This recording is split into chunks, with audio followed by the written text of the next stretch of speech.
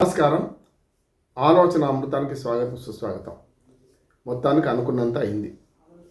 Petrol రేట్లు ఎప్పుడు పెరుగుతాయి, రేపు పెరగవచ్చు, ఎల్లుండి పెరగచ్చు అని గత 15 రోజుల నుంచి మనం అంచనా వేస్తున్నాం.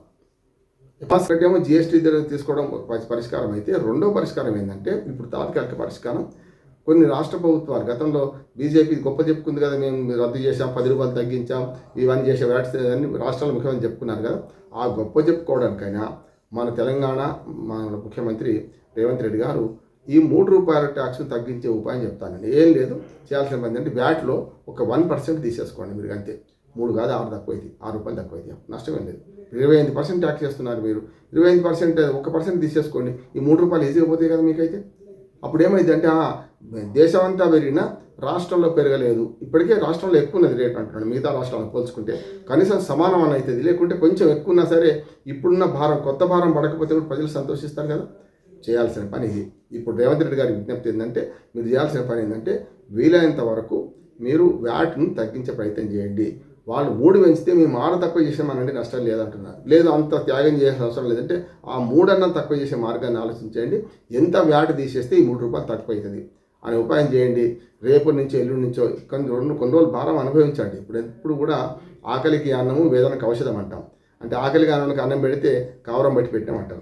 కనుక ప్రజలు బాధలు అనుభవిస్తున్నారు కదా, వాళ్ళ పొద్దునే చూసినాం కదా. ఇంకా 2-3 రోజుల్లో మొత్తం నిర్ణయం చేయండి.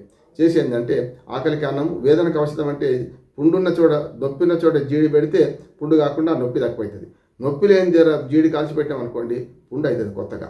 కనుక ఆకలికి అన్నం అంటే అవసరమైనప్పుడు మాత్రమే మీరు సహాయం చేస్తే సహాయం కృతజ్ఞత ఉంటుంది. కనుక అప్పుడు చేయాల్సిన పని ఏంటంటే, ఈ డీజిల్ పెట్రోల్ రేటు పెరిగినాయి 3 రూపాయలు, వీటిని రాష్ట్ర ప్రభుత్వం ఇక్కడ పెరగకుండా చేస్తుంది అని ప్రకటన చేయండి.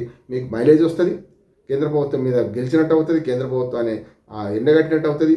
మీరు కేవలం విమర్శలకి పాలై ఇక సంతోషపడి, ఈ 3 రూపాయలు పెరిగింది కదా, దీని మీద మళ్ళీ 25% మీకే వస్తుంది. మళ్ళీ ఏది వ్యాట్ ట్యాక్స్ అంటే కొత్తగా మీకు మళ్ళీ ఆదాయం పెరుగుతుంది. కనీసం అదన్నా తీసేసుకోండి. 3 రూపాయల పేరు మీద తీసేస్తే పెద్ద నష్టం కాదు కదా మీకైతే. ఈ 3 రూపాయల పేరు మీద 28 ట్యాక్స్ వచ్చిందంటే, 25% మీకు ట్యాక్స్ వచ్చిందంటే, మిగతా ట్యాక్స్ అయితే మీకు ఈ 3 రూపాయలు తగ్గించడానికి పెద్ద కష్టపడాల్సిన అవసరం అయితే లేదు కదా.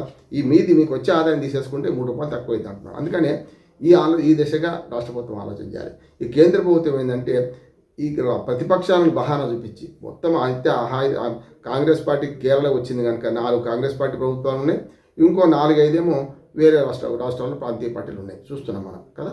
ఆమ్ ఆద్మీ పార్టీకి పంజాబ్లో, ఇట్లా ఢిల్లీలో పోయింది, ఉన్నది ఒకటి పోయింది, ఢిల్లీలో పోయింది, పంజాబ్లో ఉంది. ఇట్లా చూసుకుంటే ఒక 8 రాష్ట్రాల్లో కాంగ్రెస్ ఇతర ప్రభుత్వం, బీజేపీ ఇతర ప్రభుత్వాలు ఉంటే మిగతా బీజేపీ ప్రభుత్వాలే కదా.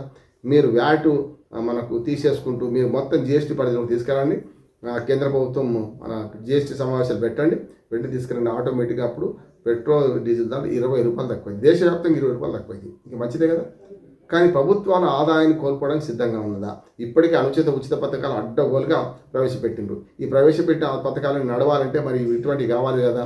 అందుకనే ఈ మీమాంస ఉన్నది కనుక ఇప్పుడైనా పెంచిన రేట్లు తగ్గించే ప్రయత్నం చేయడానికైతే ఇప్పుడున్న కాంగ్రెస్ ప్రభుత్వం తెలంగాణలో అవకాశం ఉంది, మిగతా ప్రతిపక్షాలకు మిగతా రాష్ట్రాల్లో అవకాశం ఉంది, తమిళనాడులో విజయ్కి అవకాశం ఉంది, ఆంధ్రప్రదేశ్లో చంద్రబాబు నాయుడు గారికి అవకాశం ఉంది, పంజాబ్లో భగవంత్ సింగ్ మాన్కు అవకాశం ఉంది. వాళ్ళందరికీ విజ్ఞప్తి ఏంటంటే, ఎన్డీఏతర ప్రభుత్వాలు మీరు ఈ తగ్గించే ప్రయత్నం చేస్తే ఆటోమేటిక్గా వాళ్ళు కూడా మిమ్మల్ని చూసి మీ బాటలో నడుస్తారు.